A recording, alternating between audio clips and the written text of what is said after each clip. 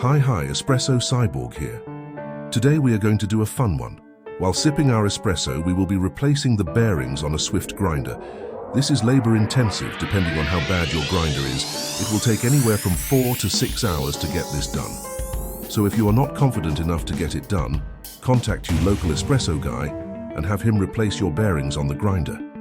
With that said, let us continue sipping our espresso. We will need the usual grinder bearing tools, screwdrivers, pick, pliers, standard Allen wrench key set, 3/16 open-end wrench, a 6-inch Crescent wrench, bearing puller, rubber mallet and dowel or wooden tamp. For our secret sauce, a 5/8 extended socket. Parts needed include 2 sets of burrs. I need a new switch for my grinder. Bearings, shocking, we will need 3 of top big bearings and 3 of the bottom small bearings. Why 3?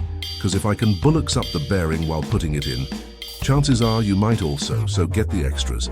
And with that admission, I am sipping on my espresso.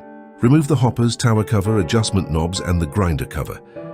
You can also remove the back panel now by unscrewing the 2 bottom screws. Loosen the adjustment collar clamp, then remove the clamp and adjusters.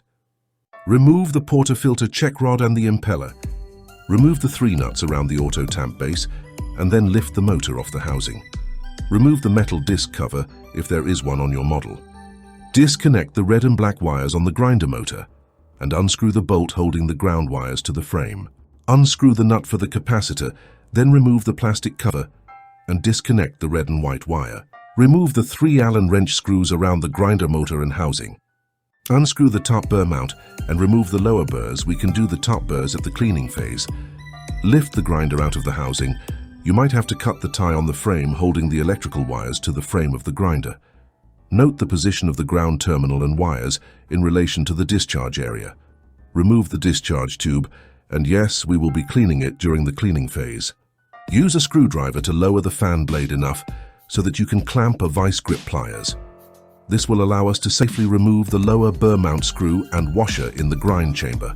Remove the lower burr holder and unscrew the bolts holding the grinder motor housing in place. Once again, note the position of the ground wire. We are done with the vice grip pliers for now. Lift the grind chamber off the motor housing and remove the snap ring. Flip the chamber over, then using a dowel or our extended socket, pound out old bearing from the grind chamber. Clean the grind chamber. Wipe down the threads with a bar towel. Then set new bearing in position using the wooden tamp and/or dowel. Then set snap ring back in place. Okay, we are getting somewhere, about 10% done. This calls for an espresso break. Remove the fan blade and slide out the bottom motor housing. Watch out for the bearing spring on the bottom of housing. We do not want to lose that piece. Remove the rotor, and then using bearing puller, remove the lower bearing. Clean the rotor shaft with a clean towel and set in new bearing. With the new lower bearing set, place the rotor in the bottom housing. And remember, the spring washer has to be in position between housing and bearing. If the grease under the spring washer is dried up or non-existent, add some copper base. Never cease to the bottom of the housing before setting the spring washer in place. Since we marked the position of the ground wire terminal and the spot for the wires, we can set the motor on the bottom housing, then set the top grind chamber on motor. Tighten the bolts on the housing. Remember to position the discharge properly. Now that we are 25% done, I will assume, yes, I said assume, that you set that motor aside and did the second one, after which you cleaned the grinder housing and frame. Then for me, I replaced the switch, and you know it, I am sipping my espresso. With our housing and frame looking like it came off the factory showroom, screw on the discharge chutes and set the grinders onto the frame. Remember, we have to tie the motor wires to the side bolt of the grinder to keep it away from the fan blade. Connect the red and white wires to the capacitor and the red and black with the ground wire to the board. High limit reset if your grinder has one, and the ground terminal screw. Screw the grinders to the frame around the grind chamber. Then with that completed, we will set the metal disc over the discharge area if there is one on your grinder model. Set the tamp motor on the discharge area and screw on nuts. Plug the grinder in, turn it on, and press pin check portafilter switch, then the grind button to test the grinder motors. We should have smooth sounding motors. Set the clean lower burr mount on rotor shaft and screw on washer.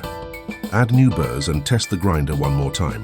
Clean the upper burr mount, add the new burrs, Then add a small amount of food-safe grease to the threads and use a piece of a paper towel to spread the grease around the threads. Screw the upper burr mount onto the grind chamber.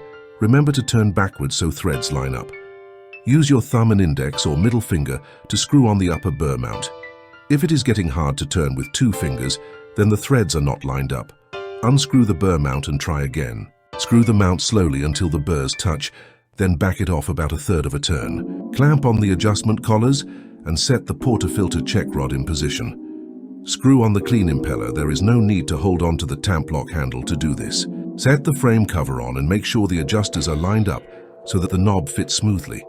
Screw on the back panel, and our grinder is now back in operation. No, I won't go into detail about getting the tower cover on. Why? Because I'm too busy sipping on my espresso. Thank you for watching. EC out.